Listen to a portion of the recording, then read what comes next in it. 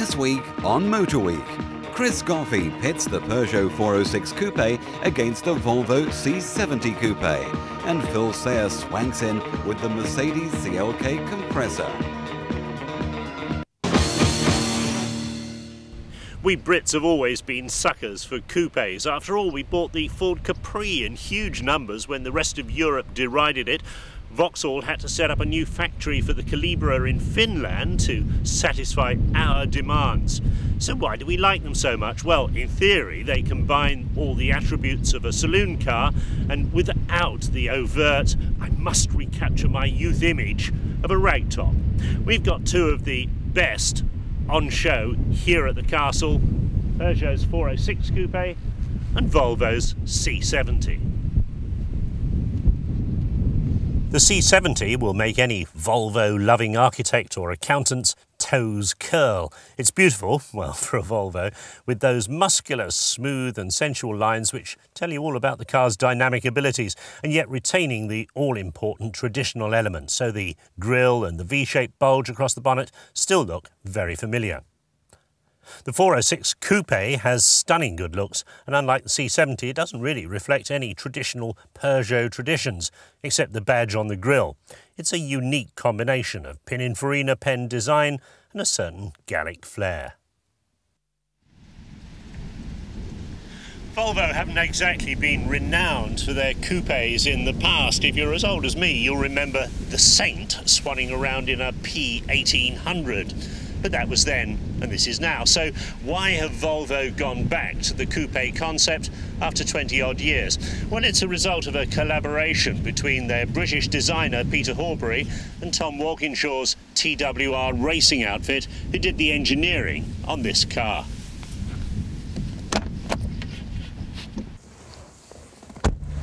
Now, I have to say, for such a great-looking car, the interior is a bit of a disappointment.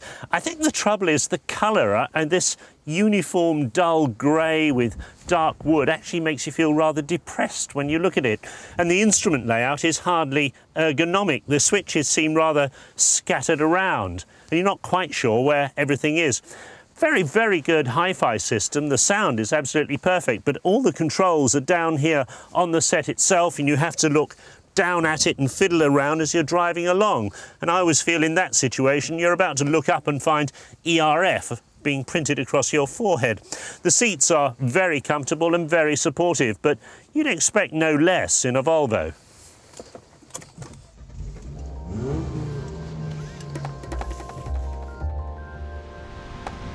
There's three versions of Volvo's 5-cylinder engine on offer in the Coupe.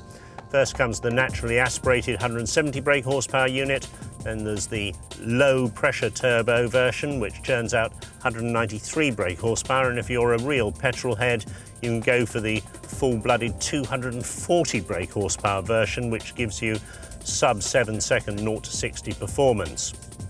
So Volvo have gone all slick and sporty, yet somehow managed to retain an air of awkwardness, safety and stability. Not a bad motor, one that will turn heads at traffic lights and in the executive car park, not just because it's so pretty, but because it's a Volvo. This is the 170 brake horsepower version in what they call the touring chassis. Performance perfectly adequate, 0 to 60 in around 9 seconds. Handling, well, it's smooth and quiet and relaxed, as you'd expect for a car of this size and weight.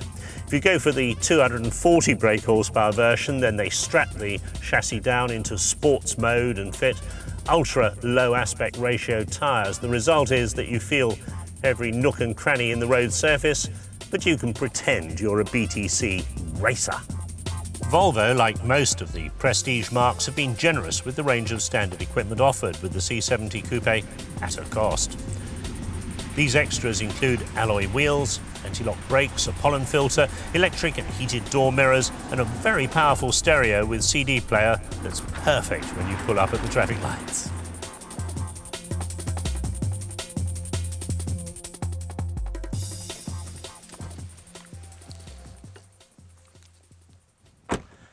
So that's the C70 Coupe.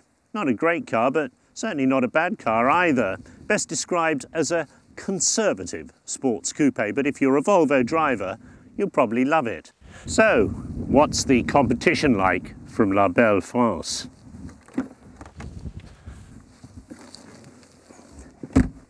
When the 406 Coupe was first launched, some of my colleagues in the motoring press expressed disappointment that the interior looked pretty much the same as the 406 saloon. So we received an exotic press release the other day saying that Peugeot have upgraded the 406 Coupe for the millennium.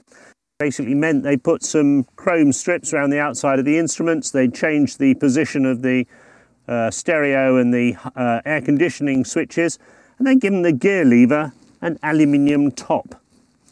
If that's all the millennium means to Peugeot, Lord help us. Anyway, it still looks pretty much the same as the old 406 saloon, but for the drop-dead good looks of the car, you're willing to forgive it anything.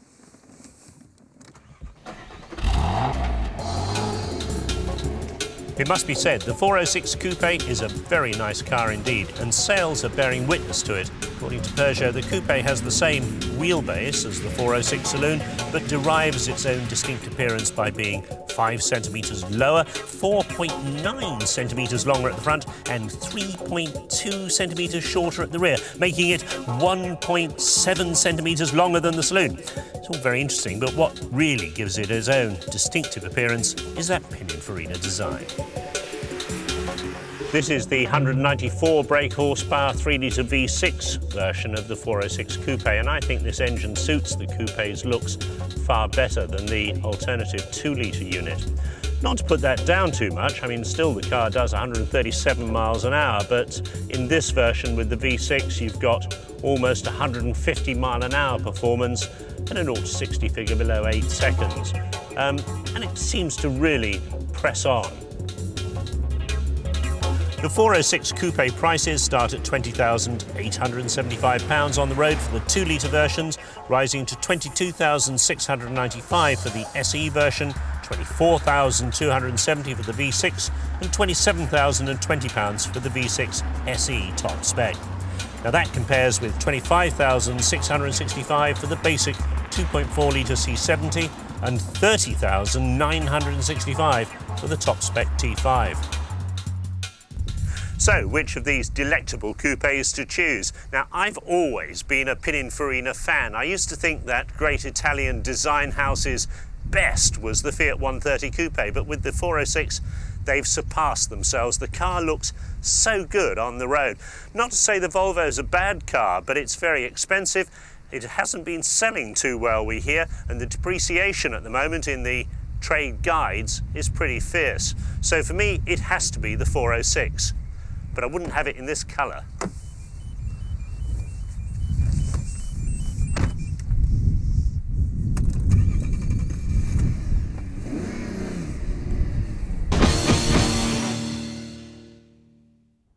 It's all very well producing an off-roader that looks the part, but if in reality it's nothing more than a King's Road cruiser that won't even cut through the skin of your custard, then what's the point?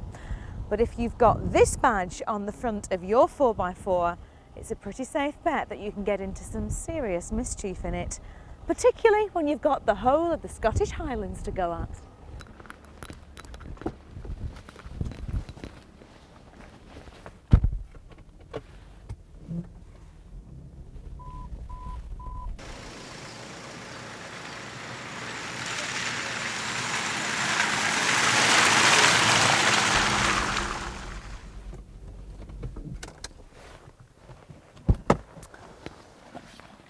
Well, I've got my Grand Cherokee, it's got all the technology and it's time to put it to the test. There's an off-road course in the Scottish Highlands waiting for me, but before I put a £30,000 brand new vehicle through that, maybe I should get a few tips from the experts first. Well, the first tip is to be very careful. We're going to be driving through some very narrow sections of road. We've got some steep uphills and downhills, and obviously with a vehicle like this you've got a lot of power there, a lot of traction, especially with the new quad drive system, so you do need to be careful listening to the information that I'm going to be giving you over the radio as we go along, which will be on techniques and how to drive the vehicle. Well, it sounds like the Cherokee is certainly up for it. I suppose it's time to see if I can handle it.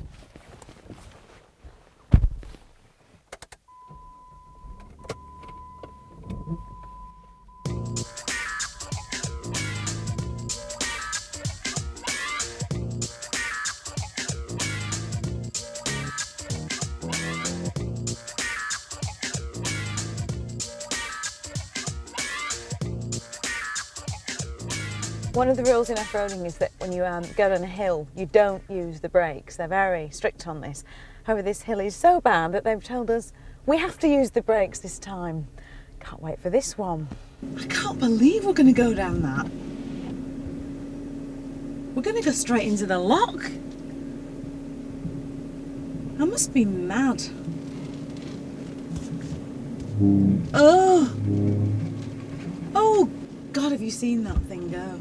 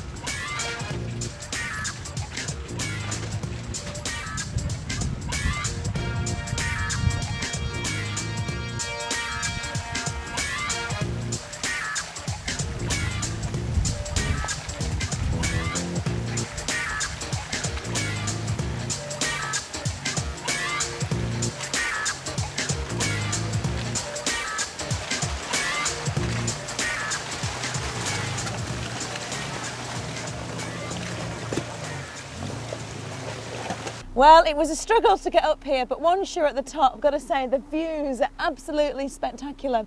And I've just learnt a survival tip. If you get stranded in the wilderness without any toilet paper, just grab a handful of moss.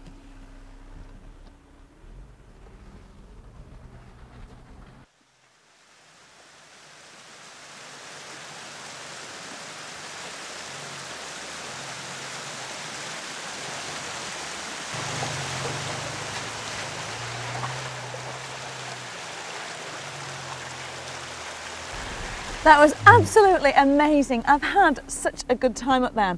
And I'd like to say that it's my driving skill that's got me through it all. But I've got to be honest and say that when you're in a vehicle like the new Grand Cherokee, all you really need to do is put your trust in the vehicle and just keep an eye on where you're going. This is just so competent. Now, I know that 93% of off-roaders never see more than the odd trundle up a country lane or maybe the school run. But if you fancy finding out what an off-roader can really do, then I can report that the Grand Cherokee performs as well on-road as it does off. Go on, go and find yourself some mud. You don't know what you're missing.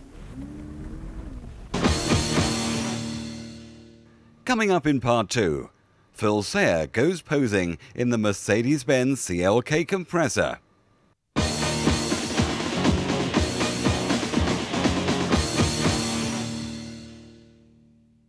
There's no doubt, Mercedes-Benz is one of the most prestigious marques that money can buy.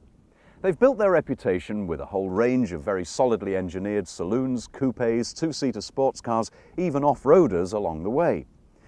The thing is that other drivers that you meet on the road will react in one of two ways, either with admiration and respect, or utter contempt tinged with envy. Now, as far as the interior is concerned, certainly at first glance it is a quality motor car. That shows all over. But this black wooden trim here, which costs £1,000 extra, by the way, is not only prone to reflections, but in certain places they haven't even made it fit properly. The glove box over here has got to be the smallest one you've ever seen in your life. There's the service book and the instruction manual, and you won't get anything else in there, possibly not even a pair of gloves. This centre console lifts up for dual storage capacity, but the lid rocks and rolls and wobbles around like it's a 15-year-old Range Rover that's had a hard life down on the farm, and quite frankly that really isn't good enough. These seats certainly don't look anything special, very nice brown leather, but for £3,000 as an optional extra, you'd think they could make them look a little more special, and many people who've been a passenger in this car say these seats are just far too firm. Me personally, I like that, but it's not to everybody's taste. And overall, the feel of it is not as good as it should be in a car of this class. As far as quality is concerned in the fit and fitments department, a new Golf would certainly give this a good run for its money. And of course, because it's a Mercedes, things like the door shut are just absolutely wonderful. Gentle push, and it should shut. But in fact, it doesn't. and you have to give it quite a good hard slam before it finally does. Don't know why, but there you are. Overall though, the lines are absolutely fantastic. This is one good looking car, but then I like coupes anyway. They always look nicer than a saloon with these graceful sweeping lines. The boot is more than big enough to put in your golf clubs for a round with Rafe. And let's face it, this certainly wouldn't be out of place in the golf club car park now, would it? A gorgeous looking car, and it just exudes quality. These alloy wheels, by the way, fitted to this particular car are an extra. It's only really when you come round to the front of the car that things begin to look any out of the ordinary. And it certainly does look different from any other coupe on the road. You're left in no doubt that that's a Mercedes coming up behind you in your rear view mirror. Apart from the three-pointed star, you've also got these oval headlamps and the distinctive Mercedes grille from the E-Class on which this is based. Now, in passing, let me just say that I never liked these oval headlamps. I think they look gloopy on this particular car. They work rather well with the Jaguar, but perhaps that's because the Jaguar also has an oval grille to match instead of an oblong one. I never liked the look of this, and I don't think I ever will. However, with the waiting list that there is for these vehicles, clearly they've got something right.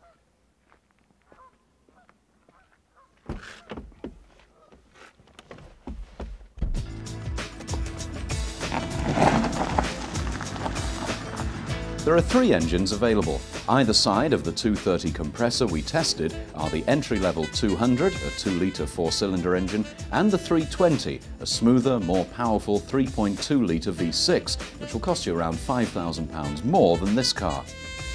Now this is the CLK 230 compressor, which is a 2.3-litre engine with a supercharger, which is a little bit like a turbocharger, except that instead of being driven by the exhaust gases, it's driven either by belts or pulleys directly from the engine, so it's available in theory all the time to give the maximum boost to performance.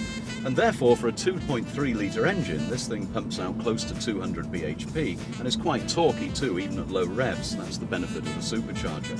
So in terms of out-and-out performance, for a 2.3-litre engine, it's not at all bad. If you've got a bit more money to spend, you could get the V6 version of this, and then you really are looking at serious bucks. Also, there is a 2-litre non-turbocharged or supercharged engine available, but that really is a little bit underpowered.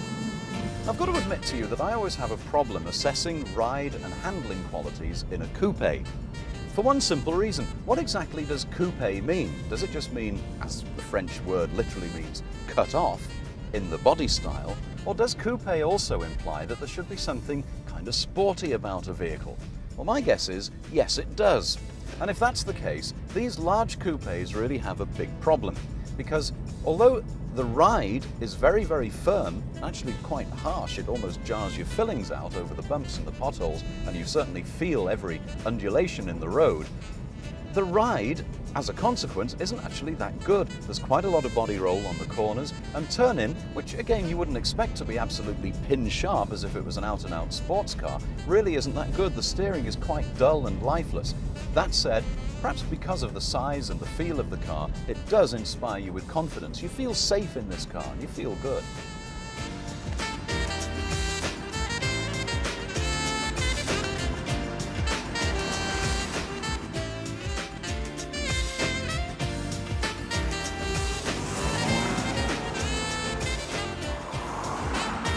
So who would be buying a car like this? Well, clearly somebody who's reasonably well heeled, because with all the extras on it, this vehicle is around £42,000, which is quite a lot of dosh, though you can get one for more like 30. I guess really it's kind of an E-Class with a smile on its face. It's an E-Class for people who want a little bit more fun. And perhaps it would sell well to empty nesters or maybe a young executive with 2 young children who can put up with the relative paucity of room in the back.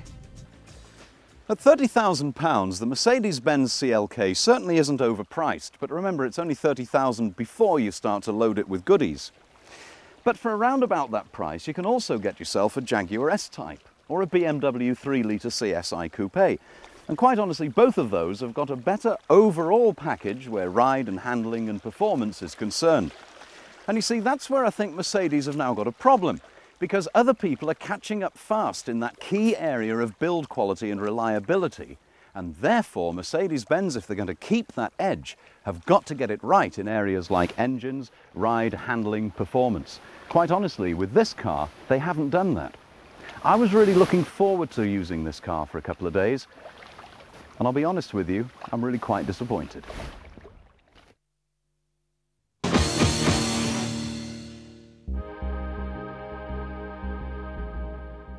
Well, I've learnt a new phrase today and it's quickly becoming a favourite. It's tailor welded blanks, which is also adding to the improvements of this car. What on earth is a tailor welded blank, Martin? Well, we've used them in one or two areas across the vehicle, but there's a prime example here. A tailor welded blank. The blank refers to the material in its flat state before any pressing operation has taken place. And what we can do is actually weld together panels of two different thicknesses before actually starting to press that panel. So if you like, we're doing the assembly operation before the pressing operation. And here's a classic case on the car. The door inners on both the front and the rear are made from tailor welded blanks. The weld line, you can just make it out here. Yeah, I can see it, yeah. It's a continuous laser welded seam in the blank. This material here is 1.8mm thick, but just here it's only 0.8. So we've got the thickness and the stiffness and the strength where we need it, which is close to the hinge mounting points, so that from a door stiffness point of view, that's very good. By continuing that further up the frame here as well, it's meant that along with the frame section size that we've used, we've got a very stiff upper frame structure, and that's important for wind noise. As the wind rushes past the outside of the car, it's trying to suck the window and the frame outboards. So if you have a stiff frame here, you resist that pressure, you resist that load, and it improves your wind noise characteristics. And we're now, in terms of door frame stiffness, comparable with Mercedes from the test that we've done. Why is that an improvement, the technique you've used for this over the traditional method of doing the door? The improvement really is not so much in the weight advantage, because using a thicker material rather than using an additional piece, we haven't necessarily saved much weight. But what we've done is we've taken out an assembly operation. We've reduced the number of panels that are required to make the vehicle, and we've reduced the number of steps it takes to put them together. Okay. Next week on Motor Week, Elisa Portelli cruises in the new MGF.